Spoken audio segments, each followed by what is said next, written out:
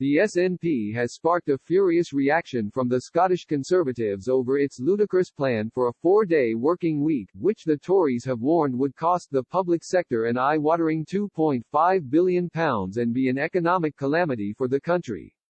Last month at the SNP's annual conference, party members voted overwhelmingly in favour of a 4-day working week by a margin of 1,136 votes to 70, calling on the Scottish Government to launch a review of working practices in Scotland, including the possibility of a 4-day week. But currently, employment law is still controlled by Westminster, meaning any policy aimed at reducing working hours could only be introduced if the SNP, currently led by Nicola Sturgeon, is successful in gaining independence for Scotland.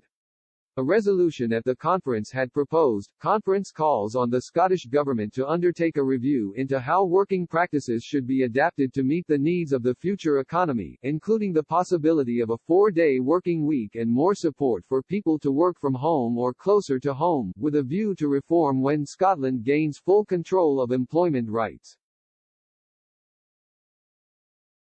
But the Scottish Conservatives have branded the plan from the SNP absolutely ludicrous and claimed it would cost the public sector at least £2.5 billion to implement. The party claimed delivering the plan would cost the NHS an extra £1.5 billion, the education system an £430 million, the police an extra £431 million, the fire service an extra £108 million and the prison service an extra £43 million, all before cutting staff salaries or public services.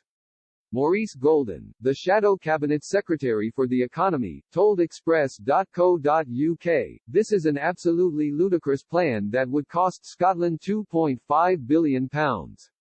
At the height of the pandemic, how we can be possibly considering additional costs without the associated benefits is just absolutely mind-numbingly excruciating. It beggars belief that this is being actively considered by the SNP." He added, "The deficit Scotland currently has is bigger than what Greece had at the height of the financial crisis. When you add on a 4-day week and a £2.5 billion deficit onto that, you have an economic calamity on your hands."